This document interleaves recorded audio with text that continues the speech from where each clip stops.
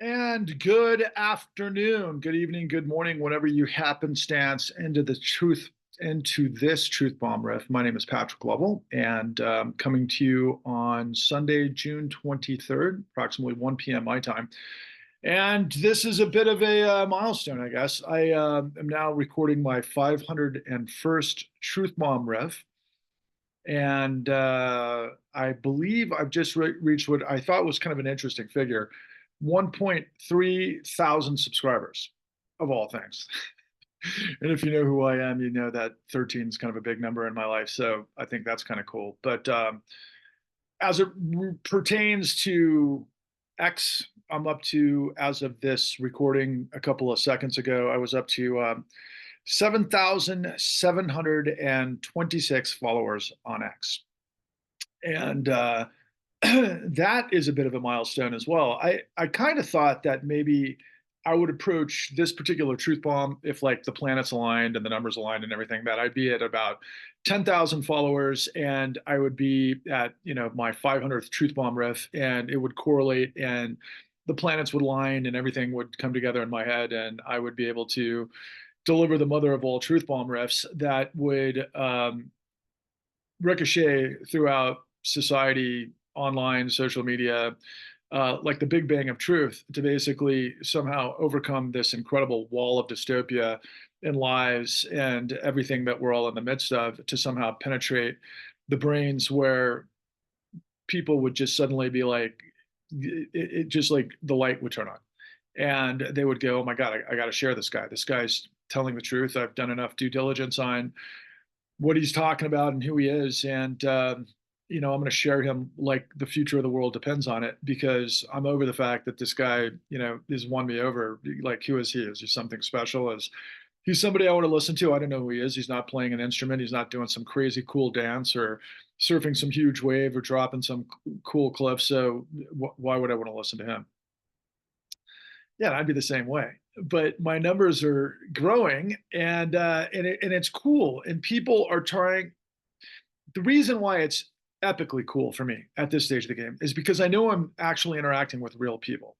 So, for example, I made the choice a while back to go full force on X because I've been, I guess, affiliated or on Twitter since 2012. I never used it. I never even started using it until about 2020. But I just didn't get it. I didn't get the 280 character thing. I couldn't express what I wanted to. I realized that there was a lot of important people that I interact with, particularly journalists and authors and other people that I found interesting, that kind of understood the sort of clever way of interacting with X for years and years and years. And I knew there was a bit of a controversy regarding the previous CEO, Jack Dorsey, and all things that would ultimately lead to Elon Musk. But for the most part, Twitter was way, way out in the periphery in terms of how I operated in social media while I was doing what I was doing. And so, if you're new to this, if this is somehow coming on your feed, or you press play for the first time and you're listening to me and wondering who the hell I am, and you've got other more important things to do, like watch some chick boogie down on a dance pole, or watch Donald Trump with half of the auditorium filled, and then proclaim that this guy is the Messiah and that sort of thing. But no, I get it. If you've got more important things to do, by all means. But for those of you who are starting to get it, I'm a muckraking journalist. I've been an investigative journalist and reporter on the subject of corruption for a monumentally long time, which I think I'm now getting towards the end of my 13th year of this grand odyssey. And it led to this work that started with my first documentary film, where I surfed the Occupy Wall Street wave from coast to coast. Started the day that the Occupy Wall Street movement started, and I landed in Zuccotti Park the day the NYPD blew it up. And I made my first documentary trying to understand power, trying to understand what I was going through at the time, which was a result of the 2008 great financial crisis that ultimately set the table for a world I had to deconstruct and basically reconfigure my mind of the previous, honestly, 40 years. Because I was raised to believe that the system worked. I was raised in a household where my father's a professional, did everything by the book. Basically, I call him the captain. And, he's a guy that would never lie, steal, or cheat. under any circumstances and did very well and taught me that the way you do things is to the best of your ability. So it never occurred to me that even though I wasn't naive, I grew up in the 70s and the 80s, and I'll get to that in a moment. But, I knew people could always be up to no good, of course. I mean, my God, if you grew up in my generation, I mean, come on, we grew up with Contragate, we grew up with, all of the financial shenanigans, which were massive criminal enterprises that played out in the savings and loan crisis and the junk bond scenarios that would lead to ultimately the Enron era frauds with the tech bubble in between. But I was aware of the transition from an industrial based economy where the United States was basically it would produce what it consumed and then obviously export to the rest of the world sort of thing post World War II into the transition in my generation to the service economy. And I thought I pretty much understood what that meant. I saw the nature of financialization as it happened. I was kind of in the middle of it in a lot of ways. My favorite film of all time that basically made me want to get into film, one of my top films of all time. I shouldn't say it's my top film of all time, but Wall Street, of course, the story of Gordon Gekko and none other than Bud Fox, right? And his sort of what they said in the movie, which I thought was something that I had lived many times over, which you had to go around the block to understand how the system works. And, that got me into filmmaking. One thing leads to another. I pursued my dream, wound up in Hollywood. Fast forward 25 years, I ended up becoming an investigative journalist after the world dropped on my head. And I've been pulling the threads ever since. And as a result, I ended up uncovering through our work, The Con, that you can find for free at www.thecon.tv. The largest criminal conspiracy and financial, racketeering in the history of the world, bar none, that unfortunately has never ended. And that's why you want to connect with me. And that's why you want to share me. That's why you want to delve deep into the elements of things that I've been revealing and what I'm all about. And that's why, hopefully, namaste, I pray that you'll join me because the time is running out of the hourglass and many of you know it.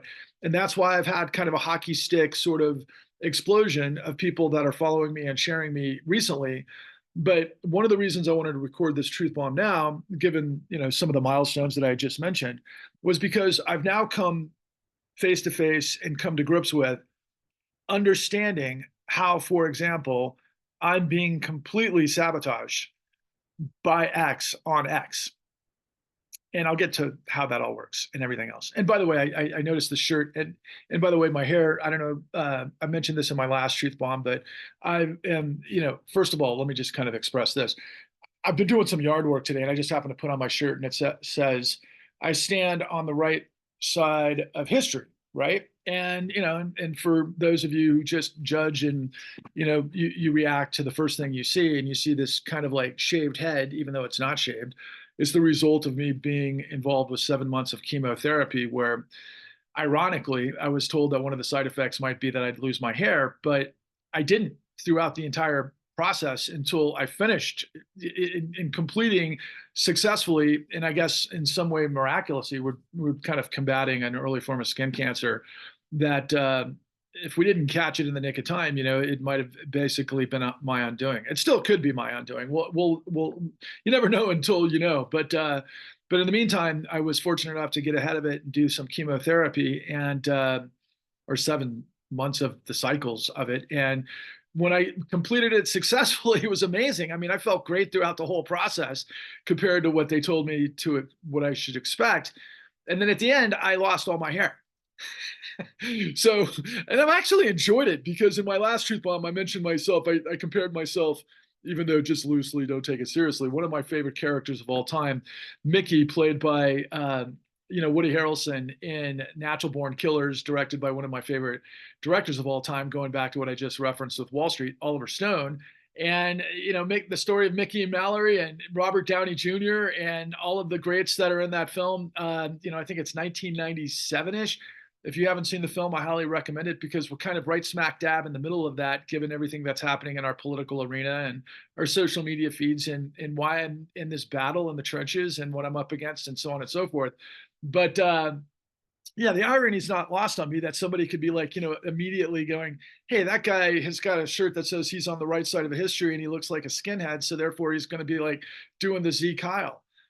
No, I'm just the opposite of that. I'm the ultimate anti-fascist. My favorite movie of all time is Indiana Jones, Raiders of the Lost Ark, and I love the idea of kicking Nazis' asses.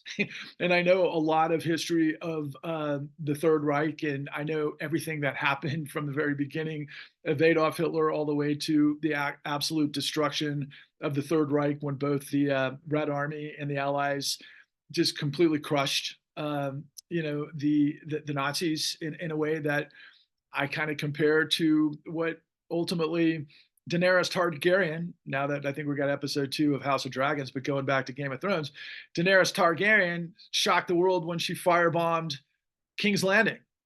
Yeah, well, that's what the Red Army and the Allies did to the Nazis. And here we are in 2024 with this incredible onslaught that I call the Tet Offensive that began, it's been going on since Elon Musk took over Twitter, but it actually went on overdrive the past, I'm going to say 3 weeks to a month, where we have seen this next level programming where vectors of hate through, I think, fake accounts that are based on real people, but that spew out garbage so fast and so often through account vectors like Marjorie Taylor Greene or Alex Jones or Russell Brand or Tucker Carlson, and of course, all things Donald Trump, in a way that is programmed, in a way that I know is amplified by Elon Musk, in a way that is just incomprehensible. That's a possibility, given the scope that a Elon, of course, proclaimed when he first started, and I actually kind of almost believed him at the time, that he was going to create a platform for free speech. And I thought, well, hooray, if we have an opportunity where the free market allows all of us to battle it out with what it is that we're revealing, then somebody such as myself with the information that I have will prevail, because you cannot bottle up the truth. You cannot prevent the truth from penetrating, just like you can't stop light from penetrating the void, the darkness in space. It's how it works. That's the universal truth. And it was interesting this morning. While I was mowing the lawn and washing the car and getting ready to go on a mountain bike ride, I was listening to, I'm one of these Generation X guys. So I, have a subscription to Sirius XM. And one of my favorite shows to listen to is one of my favorite guitarists of all time, The Edge from U2. And he's got a show called Close to the Edge, with The Edge. And he does a series of interviews, and he does a really fantastic job, where today, and in fact, I better look it up while I'm talking. He had this discussion with this astrophysicist from the CERN Hadron Collider. He's a well-known guy. Actually, I know what his name is. His name is Brian Cox. And he had this conversation with The Edge where they were talking about a lot of things that I love to listen to when I'm not overloaded with the horrendous nature of our politics today and all of the information I have. But Brian Cox, is a guy where I've heard him many times. I've actually heard him interviewed on Joe Rogan, and that's another interesting aspect of all of this. But Brian Cox is one of these guys that understands at the highest levels the universe. And I love listening to podcasts and learning about the Big Bang and learning about cosmology and the great inflation and theory of relativity and the nature of elements and chemistry in the universe and how things interact and really what it's all about. And so this conversation with The Edge and Paxton, I think Brian Cox, Paxton, I don't know why I said that, but with Cox, led to the kinds of things that I think about all the time. In fact, while I was listening to this, I took a break and I happened to look at my phone, and I was thinking while I was listening to their conversation that The Edge was talking about this connection with Brian about how nobody knows really everything, right? No matter how smart you are, no matter how engaged you are, no matter what kind of mastery you have of a specific subject, nobody has all the answers, particularly of those ginormous questions that I love to ponder all the time, and which is really a big part of my existence. Um, which also, to a degree, I hate to admit it, but it's shocking, all things considered, Elon Musk does as well. And the conversation between Cox and the Edge was that, you know, you can have sort of a parallel and aligned interest with somebody who comes from a different perspective, such as someone who might profess, complete adherence to a religion, whether it's Christianity, doesn't matter what religion. But in his particular case, he was talking about how he's, been interacting with folks that, are disciples of Christianity, and yet they can get to the same sort of answers and questions that a scientist has to approach, because ultimately when you get to the notion of the singularity of the Big Bang, it really is as out there as any religious sort of interpretation.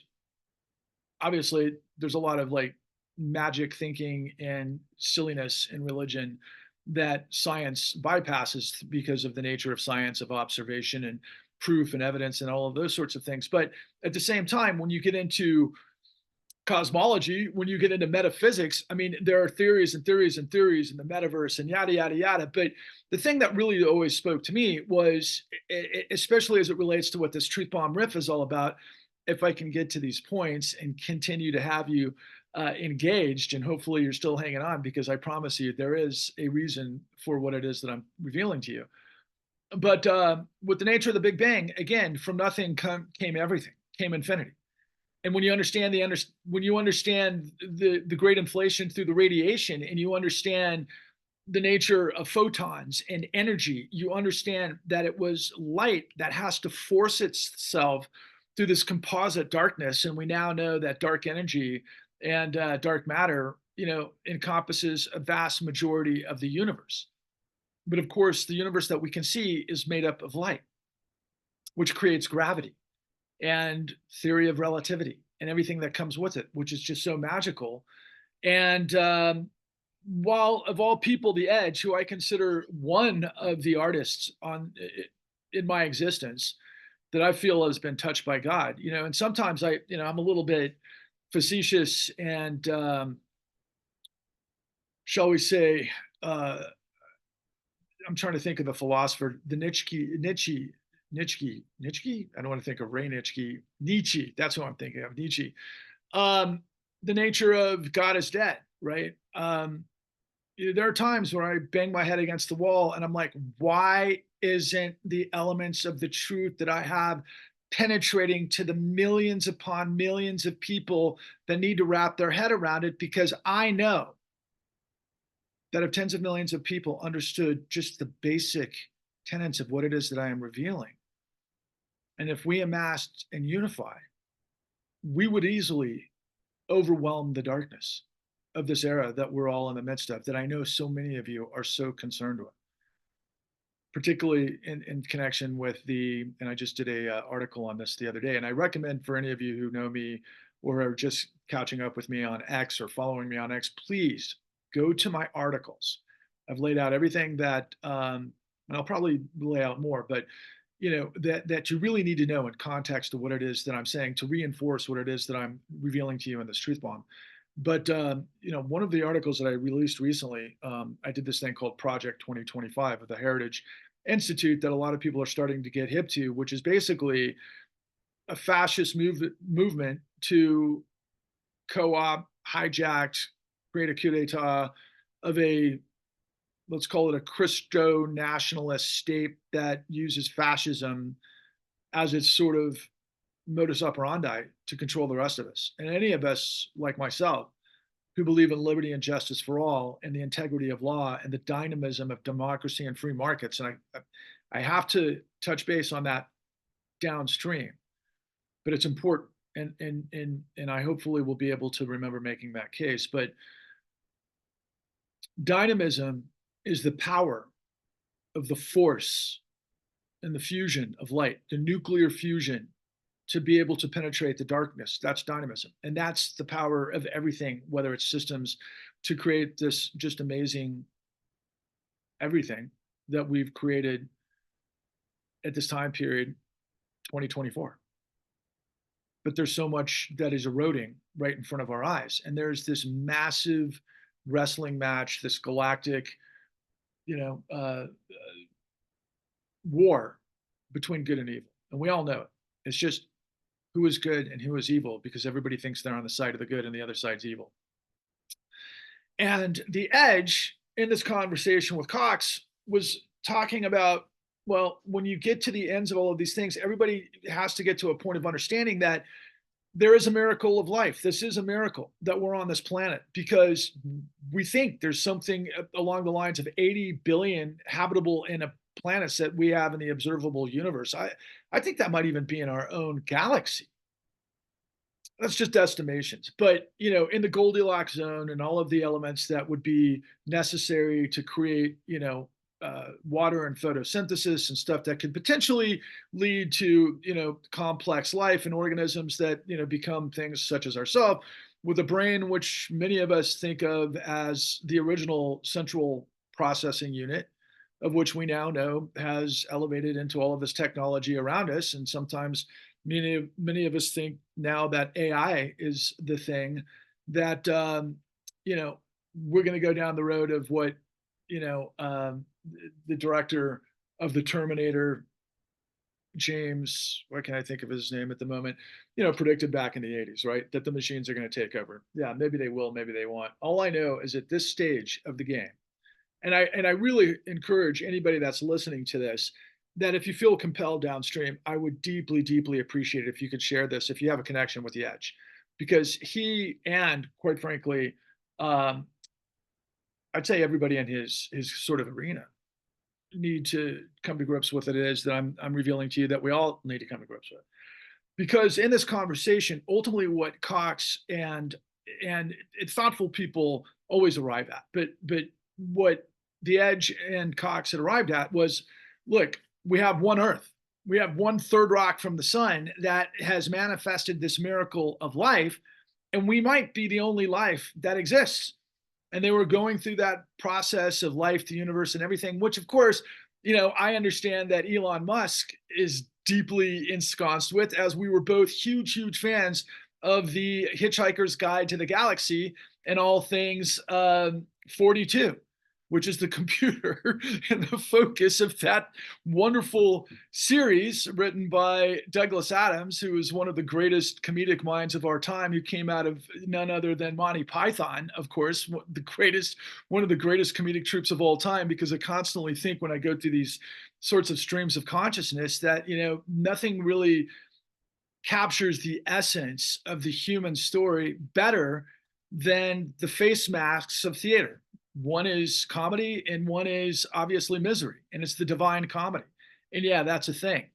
But they were in this galactic molecular to universal construct with Edge, one of the greatest artistic talents in the history of my lifetime. And again, one that I think has been touched by God. Others for me include guys like Stevie Ray Vaughan and Eddie Van Halen and Jimi Hendrix and Flea of the Red Hot Chili Peppers, and I could go on and on and on. But, you know, the Edge is definitely somebody at the highest strata of this. And their conversation got to this point where it was like, look, the ultimate quandary is can we find a way as humanity, and this is the same quandary that's happened from the very beginning of time, you know, with our fellow man, to be able to continue to move forward and progress, considering that when you consider that the universe as we know it is approximately 13.8 billion years old, and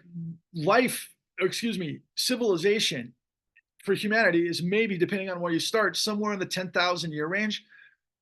We're not even a blip on the radar, or sand on the beach, or, you know, a pebble on the beach, you know, in the universe. I mean, we are so tiny. But at the same time, I continue to think that we are the universe, that what we achieve together and profess force until proven otherwise. And I do think that there's other life in other planets. And I think we've been visited probably by AI or by, some sort of drone. That's kind of where I am at this moment on the whole UAP scenario. I don't think life could travel the distances necessary, but I do think there are wormholes and all sorts of other things. And I do know all of the elements that we have seen through Captain or Lieutenant Fravor and the other captain of the USS Nimitz and all of those things with the go fast and TikTok. And yeah, I'm familiar with all that stuff. But Cox and the Edge come to this sort of conundrum where it's like, how do we move forward? How do we get cooperation on a global level like Cox's career path? Because the CERN accelerator was created after World War II to bring the best minds in science from all of these different countries to collaborate to find the answers to what created the world. And that's why we have the Hadron Collider to create, the smashing the elements together that they ultimately found was. I'm kind of go off on a tangent that I didn't want to, but I know what the element is, and it'll come back to me. The Higgs boson, right? That is basically, can you create something from nothing? And they actually did. And they were terrified that they were going to create a black hole on Earth, just like they were concerned during the Manhattan Project when, if you've seen the movie, but I knew about this long ago, when Oppenheimer, based on theoretical physics, based on theory of relativity, was like, well, once you create the nuclear reaction, does it create a black hole aftermath? And so you basically end the world as you know it. Yeah, that was a potential concern for those who had created the ability to smash the atom to create the nuclear reaction, which is how the universe operates. And that is the power of the universe. And again, light through reaction, overcoming the darkness. And that's the theme of this truth bomb that is my 501st truth bomb while I'm picking up steam on X. But unfortunately, I'm also being suppressed on X. And there's a reason I wound up on X. I want to finish this thought about Cox and the Edge, though, because I think this is kind of where my mind was as they were talking about this. I took a break from doing my yard work, and I was looking at my phone while I was listening to this podcast, and I happened to see from a friend of mine that was down in Las Vegas at the Sphere checking out the new Grateful Dead show, and he was, pollinating his feed with all of these wonderful pictures from that fantastic technological like wonder where the Grateful Dead is doing its thing and U2 did before, where there were these images that were capturing what both the Edge and Cox were talking about. And I should say that I've seen U2 more than anybody. The U2 is my favorite band of all time. I've seen U2 14 times, many places throughout the world. In fact, I'm coming up on the 37th anniversary of when I saw U2 the first time in Paris for Bastille Day with 140,000 people when U2 was young and gunning, and it was one of the most amazing experiences of my life. I could go on and tell that story, but I can't believe that was 37 years ago. And here I am, looking at my bros from that time period that are down at the Sphere, projecting, Jack Straw against the background of the universe. And I happen to do one of my articles recently that I posted to all of my friends that are dog lovers and orcas, that I posted the lyrics of one of my favorite songs of all time from the Grateful Dead, Throwing Stones. Picture a bright blue ball just spinning free, dizzying with possibilities. And that's what the Edge, who I've seen so many times in concert, take me to the outer limits in terms of a religious experience. And that's what he was conveying to Cox, that it was like, if you can go to an arena, a place where somebody magically transitions you, gets you out of your space, where you forget everything that's bogging you down, and then you join a chorus, almost like a large organic mass, and you rise to the heavens. That it's an experience that they designed the original cathedrals to do. And I'm reminded of Michelangelo and the Sistine Chapel, and just great works of art. And this construct of this incredibly fascinating and brilliant and violent and just confusing universe. But at the same time, the beauty is just extraordinary. And that's always been my mindset. That's always who I've been. And that's how I'm able to navigate the river of life, because I know that we're just a speck of dust blowing in the wind. Was it Kansas dust in the wind? Anyway, but why does any of this matter? Well, look, man, as I get this momentum and as I am laying out to you the elements of the work that I've revealed, and it's not just me, it's my team and everything else, but I was the driver of this whole thing. I was the one who got it done over the course of 13 years. And I created the con, again, to remind you, it's free because all of the American people buy are lies, at www.thecon.tv, where I lay out in a very simple, easy to understand and digestible, but yet entertaining in a way that makes you understand the realities of the tragedy and horror of what we revealed, but at the same time, that led to a miracle. Because it's an incredible story. But what we did was we found the blueprint of how, what you all intuit, that there is a power behind the scenes that are manipulating things that seem to be in control and you have no control, and they're towing you. And so you end up being driven to one sort of pull or another. I tend to use this reference all the time. I discovered when I was doing my first documentary, and I just traveled the country surfing this Occupy Wall Street wave, and we were approaching, it was like the Wizard of Oz. And I was approaching Washington, D.C. and Manhattan after this 3,500-mile journey. And I'd actually just gone to Shanksville, Pennsylvania. And I'll never forget this as long as I live. This is kind of a Colonel Kurtz moment. In fact, my colleague Eric Vaughn got mad at me because he thought I had turned into Colonel Kurtz as we were filming. And I basically baptized myself in the mud of Shanksville, which is where Flight 93 went down. And the reason I did that was because they were the ones that, when the moment called, refused to yield to terrorism, and they took it down. Flight 93, instead of flying into the Capitol, which it was designed to do. And oh yeah, by the way, incidentally, among others, Alex Jones was sharing this, which is hilarious when you think about it. But yeah, because of the lawsuit that the 9/11 families are continuing to try to reveal that Saudi Arabia was complicit with 9/11, there's this new video that, oh yeah, one of the inside Saudi security intelligence guys were filming for Al Qaeda and saying, this is what it looks like, this is how you can hit it. And he was looking at Congress. Okay. So there's that. But what's my point? I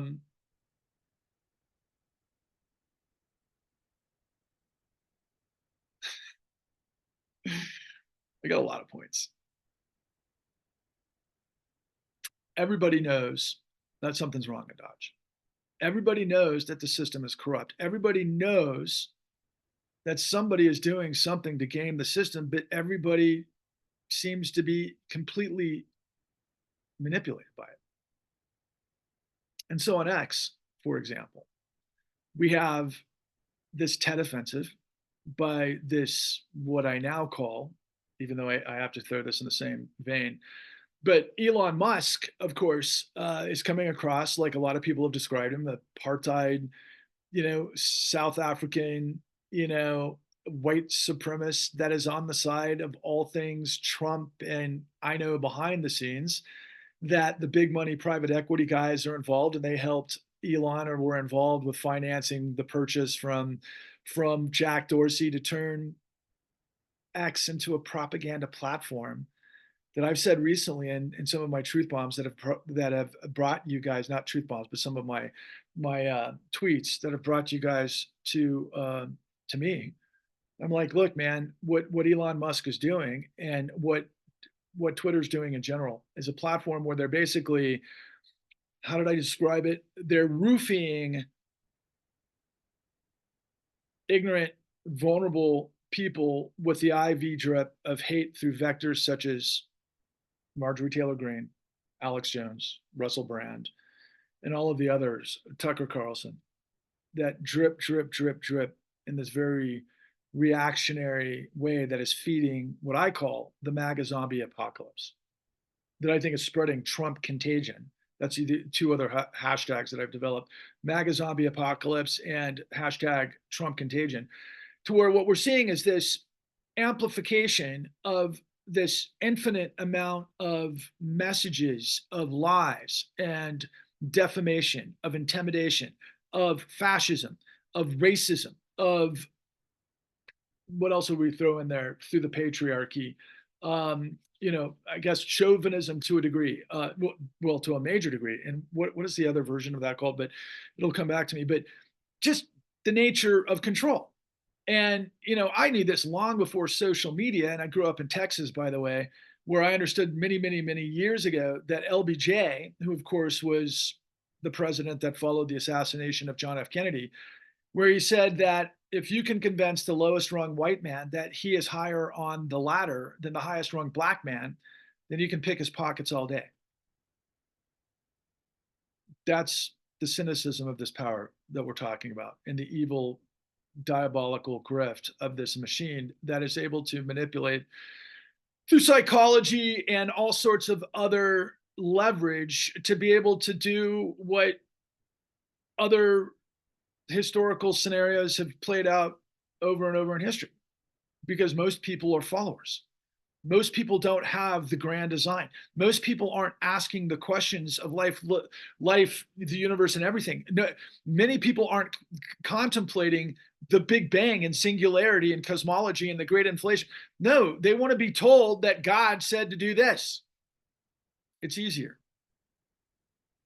So if guys know how to do that and they're robbing them blind, they can roof him and they can create this MAGA zombie apocalypse to spread Trump contagion, which is perilously close to turning the United States into democracy that I live for and I love and I cherish, of liberty and justice for all, based on the integrity of law and separation of powers, which is probably the most genius architecture of any government in the history of the world, that had to evolve over a millennium, that gave our founding fathers, who were very flawed, but the contextual understanding of how to devise a government of, by, and for the people. But is that what we are?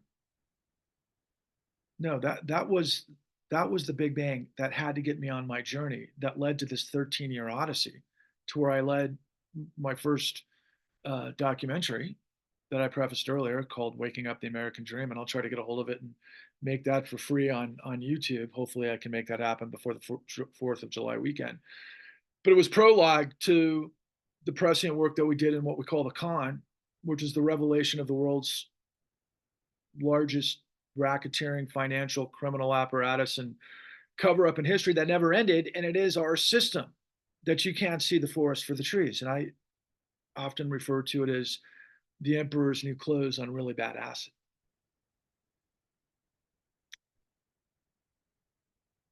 Picture a bright blue ball just spinning free, dizzying with possibility. So who am I? What am I? How long am I into this for right now? I was going to try to do this for like 20 minutes because I really do want to go on a bike ride. I don't see how long I've been doing it for. It'll show up when I hit pause, or stop recording. But I'm the guy that revealed what is now the $71 trillion truth.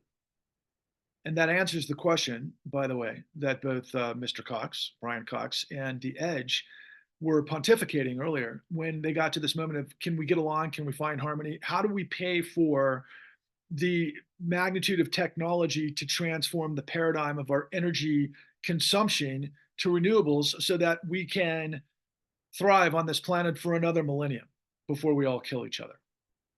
And I believe we're at the crossroads, man. The devil's crossroads. And my entire journey was dominoed because I was aware, because I was a filmmaker and I came up in 90s indie cinema. And my two favorite corollaries that came from that time period, one in The Usual Suspects, where Kevin Spacey's character had proclaimed that the greatest trick the devil ever played was to convince the world he didn't exist. And I channeled my inner Ezekiel Rollins, played by he'll could come back to me in a second. Of course, he said, I got tired of them pissing on my head, telling me it was rain. They must have thought I was some kind of new fool. And what I did is I went on this incredible journey and I pulled the threads, and it took years and millions of dollars that we ended up making for free because all of the American people buy our lies. And it reveals the blueprint of how the system of power operated to set up tens of millions of Americans in a financial Ponzi scheme that was global, that took a $4.5 trillion housing market. It blew it up in a mushroom cloud of contagion to a $800 trillion calamity that destroyed the economy of the world. It came to a screeching stop in 2008.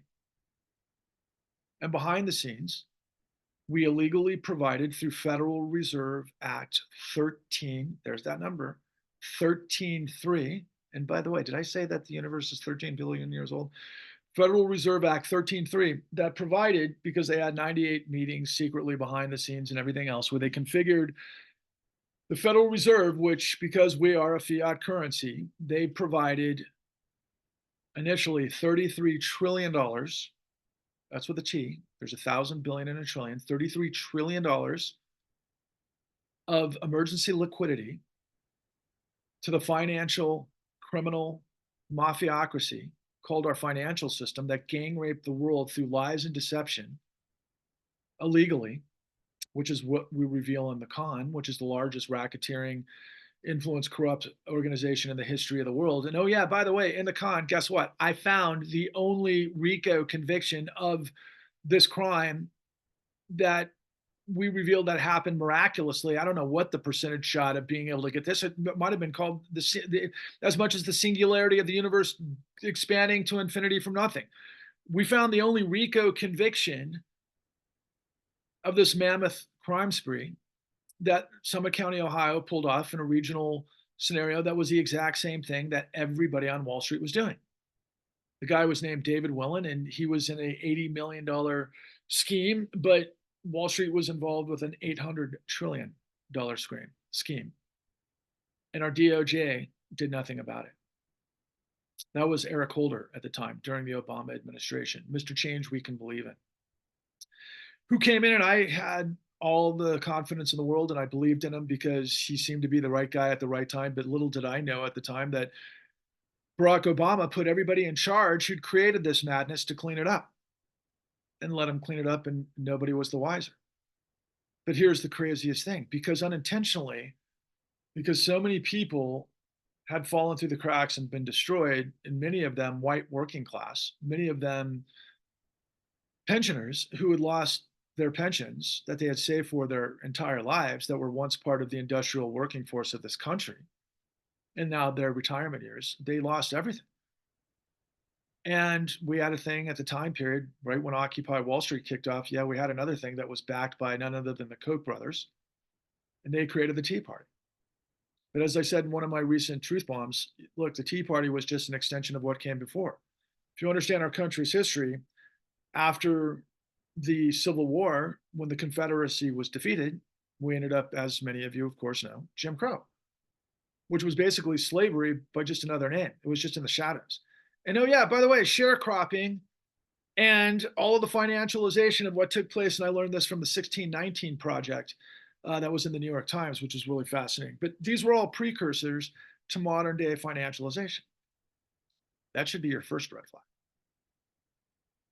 So if we were using all of those elements and financial innovation and derivatives product for slavery, what do you think they might be used for today? Wait, that's a deep question. But it's also rhetorical, of course, because it's leading. Because yeah, debt slavery is really the name of the game at this stage of the game. Okay, but sticking with the theme of the moment, you go from Jim Crow, you go to John Birch Society right about the same time, and there was a bunch of different splinter groups. But I learned this recently from none other than Rachel Maddow's fabulous work, and I've been very critical of Rachel Maddow, but I'm not on this particular subject, of a podcast she did called Ultra, which I encourage everybody to listen to as fast as possible, because in that podcast, she reveals that there was a movement called America First. And you might hear that associated with Donald Trump and Steve Bannon and Marjorie Taylor Greene and America first. It's kind of a benign sounding, hey, we got to look out for our own, we got to be about ourselves. But as it turns out, America first in the 20s and the 30s was a Christo nationalist white supremacist movement that was spearheaded by a bunch of grifters, a bunch of con men, a bunch of guys that were lying, stealing, and cheating to basically get their way, grift their way to power through corruption, as it turns out. And they were directly involved and funded by none other than the Nazis. Seriously, the Nazis. I always knew these guys existed out there. I always thought Jim Crow and the KKK was our own version. And I always knew, for example, that Adolf Hitler had looked admiringly upon the South and Jim Crow because they used a lot of that as inspiration for the Nuremberg laws that would ultimately lead. And I guess also the Americans' treatment of North American Indians, that sort of thing, and genocide. Yeah, those were all part of the mix of Hitler's cauldron that would lead to all things, Hitler after he learned about fascism from Mussolini. And a lot of people want to compare Trump to Hitler. That's ridiculous. Trump is no Hitler. It might be closer to Mussolini. But Trump, if you know from my truth bombs and what I've revealed, particularly my recent ones, because I had an incredible dialogue with the foremost expert in Trump, a gentleman by the name of David K. Johnston, and of course my mentor, who I consider Gandalf, if you think about it, William K. Black, who is the foremost expert in white collar fraud, who I am proposing become the Attorney General of the United States, and that's part and parcel to what I'm about to get to here. I do this dialogue with these guys, and they just basically reveal that Donald Trump, for the last 3.5, 4 decades, as long as it goes back to my first, quite frankly, U2 show in Paris, 36 years. That's about the same time where David K. Johnston figured out that Donald Trump was a fraud and a con man. And he's always been a fraud and a con man. And the thing that you've got to understand about the corollary between my work in the con, mentored by William K. Black, who was the only regulator. He was a general counsel of the Office of the Thrift Supervision in San Francisco, and there's a lot to it, but ultimately he and his group of guys basically created this groundswell where they figured out the con of what was then the savings and loan crisis, which was 1/180th the size of what became the global contagion in the great financial crisis, and was the first act right about the same time, for those of you who came from the 80s, in which Wall Street, the film, was kind of based on Michael Milken's Predator's Ball. And Michael Milken was a guy who's now kind of this overlord god in finance, and Steve Mnuchin, who was Trump's Treasury Secretary, basically bows at the idol of Michael Milken. But Michael Milken went down for RICO initially, back in the 80s. And by the way, Michael Milken was involved with Donald Trump with savings and loan, fraud and quite frankly, junk bond fraud with Trump's Taj Mahal in New Jersey. That's part and parcel of this. But what they revealed, besides the fact that Donald Trump was always a two-bit fool, a crook, a fraud, a D- fraud at that, he wasn't even good at what he does. But what he was getting away with, and what we're seeing all over the place, and what you need to understand above all else, that the federal government of the United States is presenting and demonstrating on a daily basis, and they haven't done a good job bringing down the hammer completely because of all of the things that we know are choking up the system because of corruption. But staying with the theme of the moment is all the nature of deceptive acts and practices based on falsification of business records, which is control fraud. So in the civil fraud trial, Donald Trump was lying about the square footage of his penthouse, as one example, where he was hyperinflating the value of the assets to be able to get loans from the banks by lying, stealing, and deceiving on the value and the actual physical size of his properties. Now, that led to a $485 million suit that the Attorney General, Letitia James, that was all in the news 2 months ago, that Donald Trump lost, and the mainstream media was all over, but mainstream media never understood why the banks were loaning to Donald Trump in the first place and under what terms. And oh yeah, by the way, and I put this out there also as it relates to what we call predation, Donald Trump was getting his loans at that time because no other bank on Wall Street, after everything that happened after Taj Mahal and all of his 6 bankruptcies and all of his flamboyant bullshit, he winds up doing business with none other than Deutsche Bank, which is one of the largest banks in the world. It's this elite bank out of Germany that has a huge operation on Wall Street, and they've been a fraud mechanism for over 150 years. I can assure you that. Um, which also were the subject, if you ever saw Brad Pitt and Adam McKay's The Big Short, where they showed the shorting the guy that was played by Ken, whose name eludes me at the moment. Great actor.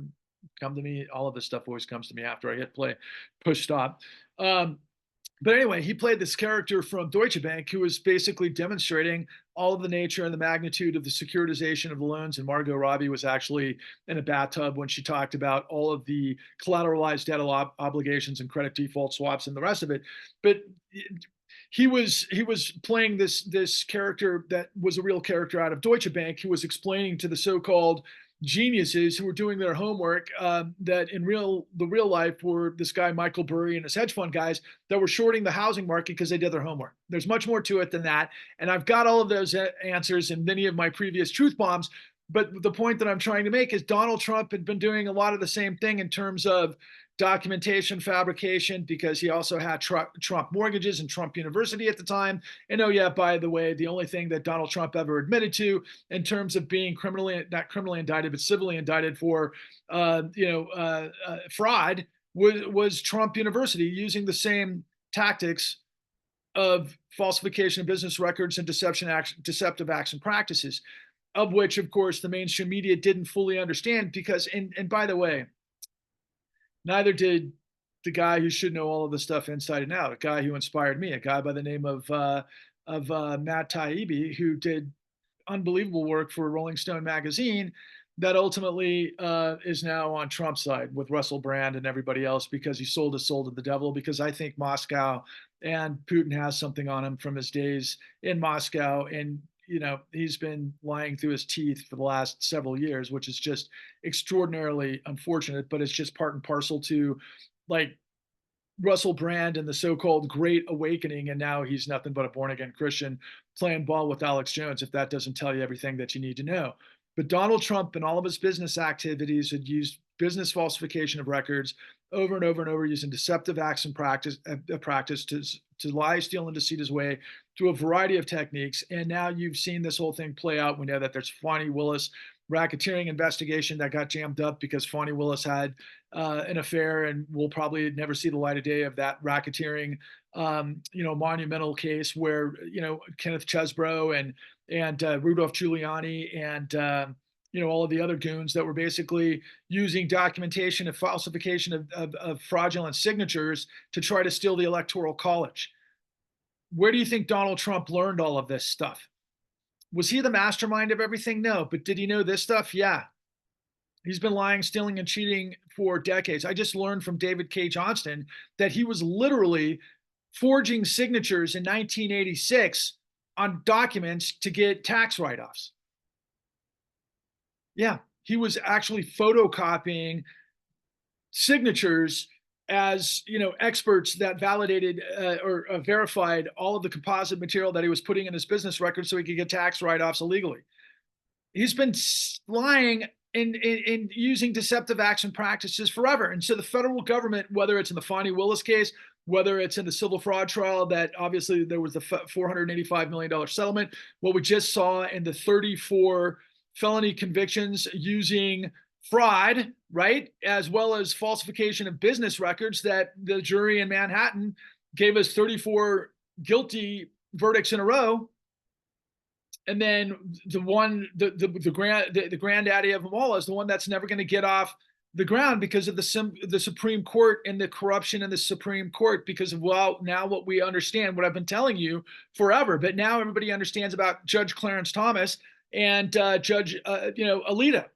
These guys are literally bought by the white right-wing billionaire shadow power that is using the same techniques that a lot of other grifters in this situation that aren't necessarily Confederates. They're just, billionaires that basically lie, steal, and cheat to loot systems so that they can have all the control. Because if you understand everything post what I'm just talking about as it leads into politics and revolving door, you got to understand that when you buy a politician, it's the lowest return on investment.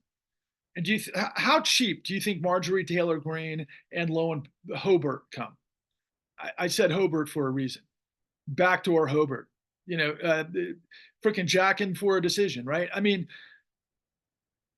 they're burger flippers. They're fast food. They should be basically taking orders at Denny's, but they're in Congress as we get to see Marjorie Taylor Greene do sit-ups and ride on a horse, waving an American flag, talking so much smack about everybody, while at the same time, she's just an idiot.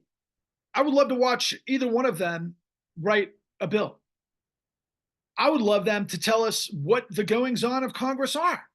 I would love them to tell us any aspect of history, of American history, of which they're supposed to be an elected leader of. No, they were basically bought and paid for by billionaires who need idiots to talk to idiots to basically, through this grand symphony of manipulation and propaganda through the billionaires like Elon Musk, which is what I wanted to get to an hour ago, have created this incredible machine of propaganda where they amplify the hatred and the lies and the defamation and the intimidation. And I know this for an absolute fact. Throttle down those with the truth. And is the truth that I am revealing to you, the existential life, universe, and everything that, ironically, the computer in The Hitchhiker's Guide to the Galaxy 42 was compositely supposed to give the answer to, but never does. Hence why we have more and more books in the series. And incidentally, and I'll say this on behalf of all of us who ever known that wonderful book, and to Elon Musk as well. Yeah, Elon, I think you're Zaphod Beeblebrox. I think you can't figure out which head you're thinking with. And I wish you could, in between your 11 children and 3 wives. And what are you, Mormon, dude? And it's like, you're like Mr. Free Speech, but yet it's a lie. You're a liar, as are all fascists. All fascists are liars. That's what the whole system of fascism is about, is to lie, is to convince the lowest rung white guy that he's more important than the highest rung black guy, woman, Jew, whatever. That's called fascism. And democracy is dynamism. Democracy is the truth based on the integrity of law, based on the rational and reasoning of separation of powers, because humans are flawed. We're never going to be perfect. But we might just be the only life with reason in the universe. And that's unbelievable. Imagine a bright blue ball just spinning free, dizzying with possibility. And so I discovered yesterday and the day before that, and many times over the course of the last week, that my tweets, the messages that I'm putting out there on Twitter, they're getting blocked and suppressed and erased on a monumental basis. Yesterday, I discovered that probably a good few hundred of my posts weren't posted. I discovered that because of just nature of throttling through all of the different sort of avenues on X, and I discovered that they just never posted. And then I got a message 2 days ago from someone, I think, in central control of the thought police of X corporate headquarters, that said that I had exceeded my daily allowance of tweets. Now, granted, I'm a blue check, journalist, supposedly, right? They do their background and they check things out and yada, yada, yada. And so I've got the blue check, but I pay a subscription fee and everything else. And I've got an allotted amount of tweets. Meanwhile, I can assure you that Marjorie Taylor Greene, Alex Jones, Russell Brand, Tucker Carlson, and the rest, these personalities aren't tweeting a million times an hour. Their programmers are. And that's part of the vectors of deception and hate that is being amplified, while Patrick Lovell, with the $71 trillion truth, is being throttled down. That reveals the largest criminal conspiracy and cover up in history, who did what, when and how, who's guilty, why the entire system of government, to the point of $90 billion a year apparatus between the Department of Justice, the Securities and Exchange Commission, Federal Bureau of Investigations, Office of the Comptroller of the Currency, AGs around the country, and so on and so forth, with 10,000 employees, plus media with their billions of dollars of budget and their tens of thousands of employees couldn't do. They never asked the questions. They didn't understand how the system works. But I figured it out. After a monumental journey, 13 years, by the way, coming to an end this November. 13 years would have been, soup to nuts when I got on the road, the Occupy Wall Street movement, to now, to reveal all of these situations. And so if you have found yourself listening to me, watching my work, understanding what I'm all about, understanding what I have, and going back to Cox, Mr. Brian Cox, and The Edge, and they were asking this question within the context of trying to connect with people in the cathedral to bring them out of their own heads so that they're not worried about what they're worried about, but they could understand the collective together, that we rise in unison as one. What I'm trying to explain to you all is that, where are we going to get the money to create a paradigm change, to be able to further generations that can thrive on this planet in a way that is sustainable? Well, I can show you that we can start with $71 trillion. And to put that into perspective, the $71 trillion that was illegally pumped into the system to maybe a few 100,000 financial gatekeepers that we call our financial system, through private equity and asset management and hedge funds and too big to fail apparatuses and so on and so forth, systemically important financial institutions. They're the gatekeepers. They're the ones who are supposed to do the due diligence and underwriting and alongside government in a lot of ways, if you want to think about fiscal policy, because the nature of what we can do with fiat currency and fiscal policy and the power of the purse and Congress and everything. Yeah, man, we have the answers to be able to get off of the heroin of fossil fuel. We can transition probably about, I've seen figures for the last 20 years range from about $3 trillion to $7 trillion to rebuild the entire energy infrastructure, the paradigm of the power lines, to create a new grid, to be able to harness all of the sum total of renewable energy, from geothermal to solar to nuclear to hydro, you name it, right? We have all of the answers.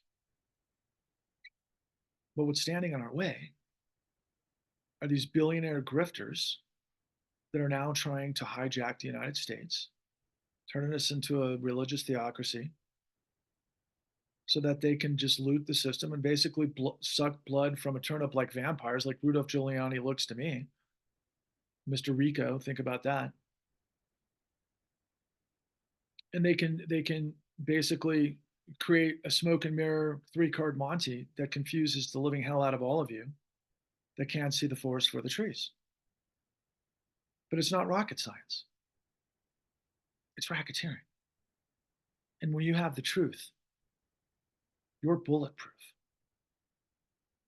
Look, my friends, this has been a DIY thing for me forever. And I've been carrying this burden like you would not believe. And I've been carrying it like pushing a huge boulder up to the top of Mount Everest backwards by myself without shoes on. It's a heavy lift. But I'm finding people out there that are real people, that are dog lovers, that are people who love art, that love music, that love democracy, that love equality, that love science, that love the notion that we are a miracle, that we are potentially that light that could that could compositely populate the universe. Maybe we're at that crossroads, and why would the darkness want to hold us back? That's what darkness does. That's why you have to become a vector for truth. That's why you have to harness the nuclear energy of yourself, and you have to be a nuclear reaction. Not part of the MAGA zombie apocalypse that is part of the Trump contagion. No. You've got to be a vector for truth to create the nuclear renaissance of possibility to purge the misery of tyranny and fire hose the zombie apocalypse of fascism.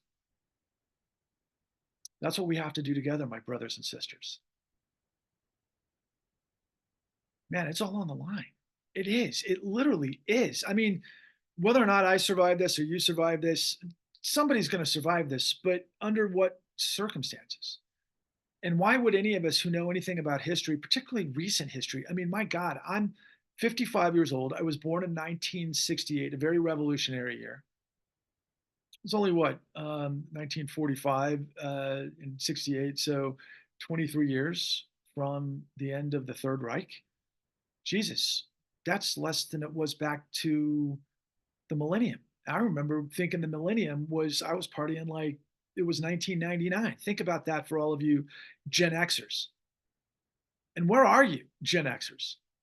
And I'll harken back to what I started with you too, in the cathedral of a U2 show. How many millions of you are out there that think like me, who know this stuff, who have families now that have seen all of this stuff, and many millions of you are basically probably still living paycheck to paycheck. How many of you could actually afford and wish you could, because you're seeing our friends go to the Sphere in Las Vegas to go to this incredible Grateful Dead experience, this, you know, this incredible experience. But I can assure you that I couldn't go right this very second and spend $1,000 a night on tickets if I wanted to go with my friends and all that sort of thing. That's a big spend for a lot of people. And I'm glad I got to see the pictures and I can see some other stuff online. But I'd much rather have been there. Trust me, I remember the days when I was like, you know, buying a miracle for like 20 bucks or maybe even less. I remember, I'll tell you one little segue here. I was the Pied Piper down in Vegas in 1997. It was right before Jerry died. My roommate at the time was a ticket broker. He loaded me up with, I think, 300 tickets. And he said, hey, dude, I can't sell these online. It was very early part of Ticketmaster and all sorts of crazy shit. He's like, dude, try to sell as many of these as you can. If you can't, just go ahead and give them away. So imagine I go to Vegas with 300 Grateful Dead tickets. Oh my God. I'm surprised I can even remember any of it that took place. You can imagine how many exchanges of favors were taking place during that particular weekend. So yeah, listen, man, I know about the bright blue ball just spinning free and dizzying with possibility, and the cathedral of a U2 show, and the outer realm, and being able to find that internal sort of understanding that life is a miracle. Really, as I turned the chapter on this 501st truth bomb, I mean, really, for those of you who are just tuning in for the first time, and I really thank you for all of you who have made it through. Um, please spread the word. Hashtag truth is marching. Please spread the word. Hashtag Patrick Lovell. Hashtag the $71 trillion truth. Hashtag the Clean New Deal. Please go to all of my articles on my Twitter feed. Help me blast through the thought police of, you know, Zaphod Beeblebrox on the side of the bad guys at the moment, trying to suppress the truth. Please get this to everybody that matters, because ultimately, look, man, I am a free market capitalist. I am an entrepreneur. Okay. A lot of people are going to be like, capitalism is the problem. We don't live in a capitalistic country, my friends, not even remotely. Capitalism is about risk reward. Yes, money makes money, but you've got to understand the manipulation of control fraud that has given us this absolute diabolical disaster that we're all in the midst of, that everybody's trying to figure out, that I've got the answers to. $71 trillion was looted illegally. It was all illegal. If you think that Donald Trump should go to prison, understand that everybody on Wall Street, the CEOs who are involved with this, have to go to prison. And that's what this Clean New Deal is all about. The Clean New Deal is going to reconfigure Glass-Steagall for 2024. And then we're going to have the investigation concurrent to be able to bring the hammer down on all the villains that control this country, that have worked with Elon Musk and the Saudis and all of the private equity guys to create this mammoth contortion of propaganda to create the MAGA zombie apocalypse and the new fascism, to wipe out liberty and justice for all and destroy the integrity of law that could hold them accountable. That's what this is all about. They need sheeple to basically turn on everybody else so that they can get away with the loot. Are you going to let that happen? Or do you want to join the tidal wave crusade convergence of a populist crusade to purge corruption and drown the fascism it fuels? That's what the Clean New Deal is, because in addition to a new Glass-Steagall Act and the new Pecora hearing, which is what I'm all about, we're going to have to get to ultimately getting rid of Citizens United, which is legalized corruption, which has allowed all this stuff to happen in the shadows. A democracy can't exist in the shadows. You have to have transparency. Hey, if it's a little harder for people to guarantee money, listen, the whole idea of capitalism is risk reward. And so for those of you, for example, who are socialists and good meaning people, look, we have a hybrid economy, my friends. The police are socialists, even though they're fascist because they're shaking hands with this goon, treasonous, treacherous, insurrectionist, felony con artist all the time. We see it all over X. Yeah, they're treasonous fascist cops. And that's a problem when the guns are in the hands of the guys that are on the wrong side of this. One of the scariest movies I've ever seen is Training Day, and that was Denzel Washington. I told you it would come back to me because he was also the guy who played Ezekiel Rollins. Corruption is the worst thing that I can possibly imagine in a democracy because corruption births and fuels fascism.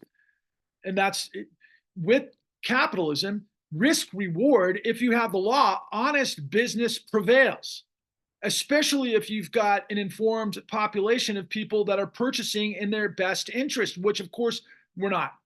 We've become this sort of vampire zombie apocalypse where people are living paycheck to paycheck. They have nowhere to go, so they want to blame the immigrants. They want to blame people of different colors or religions or whatever else, because that's the way they always do it. That has nothing to do with the dynamism of truth, of the integrity of the law. A ship can't float without the integrity of the system. A plane can't fly without the integrity of the system. You know this, don't you? Same thing with a democracy. But the only thing that can keep it in shape, moving the way it has to move, is the character of the population with a vision to understand and be adaptable and elastic enough to be able to see a problem, solve the problem, but also keep expanding like light.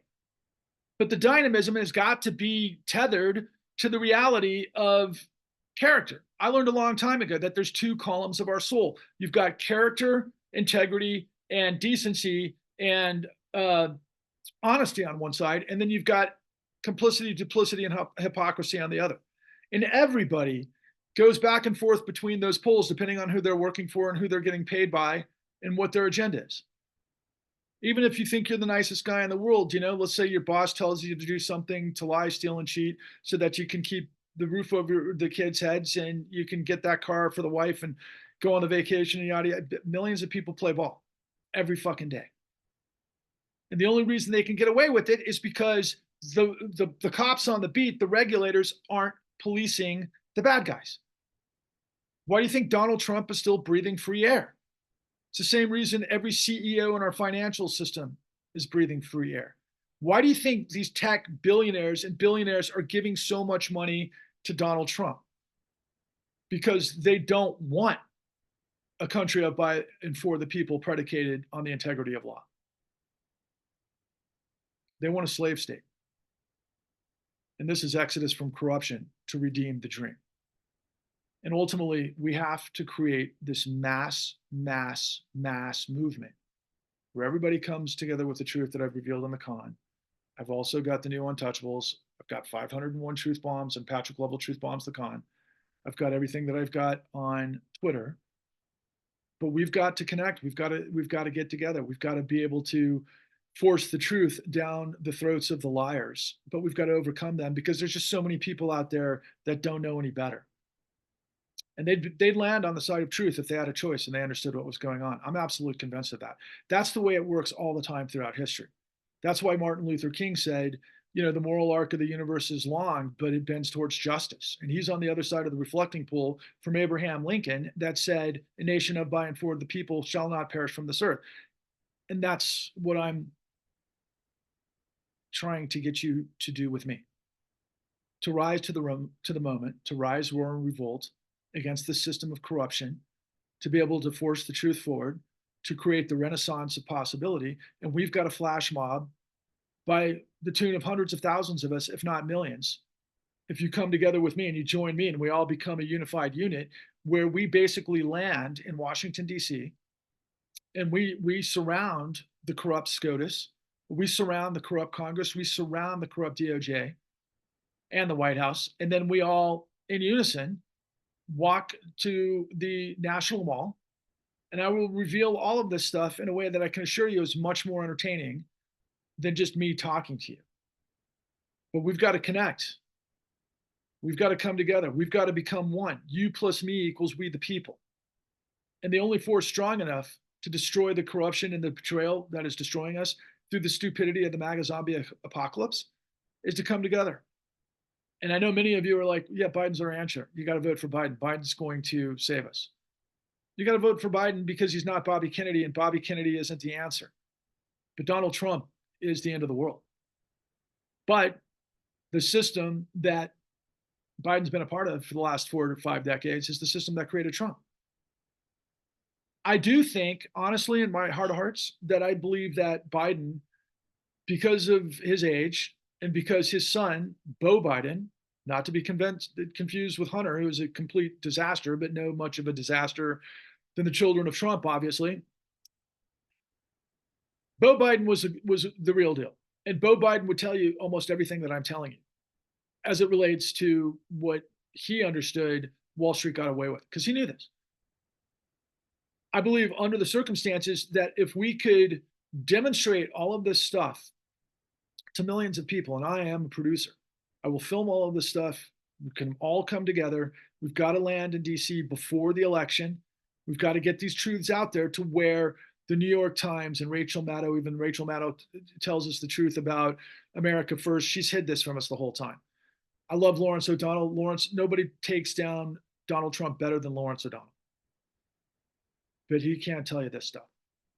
Lawrence Tribe, all of the rest of the guys whose name eludes me at the moment, who I love, these guys who are just all over Trump, and they, like the guy who was the, why can't I think of his name? It was the former general counsel of the FBI, Weissman. All of these guys are just blow up Trump left and right, and all of these MAGAs are like, no, can't see it. They're basically like in elementary school. Have you ever seen their memes? They're like, I know I am, but what are you, sort of thing, right? And they're children, and they're idiots. They're not adults. They don't understand how the world works. They don't ask the questions, but there's millions of them, and they can vote. I'm kind of reminded of Bob the Butcher. If you ever saw the classic that was done by one of my favorite directors of all time, Scorsese, Gangs of New York, when Bill the Butcher, basically he was like the king of all crime, but at the same time, he was a whole patriot, and he would force everybody off the boat into the voting booth to vote for his corruption. I mean, that's part of this stuff. That's what the zombie MAGA apocalypse and gerrymandering and everything else is. And if these people aren't asking questions, and if the judiciary, the Supreme Court of the United States, can't hold Donald Trump accountable for the insurrection, when the 14th Amendment, Section 3 states you cannot run for the highest office in the land, be an officer of the United States, if you engage in insurrection. What do you think January 6th was? Millions of us saw. Yeah, Tucker Carlson will tell you that there was just a bunch of people redressing grievances and going on a tour of the Capitol.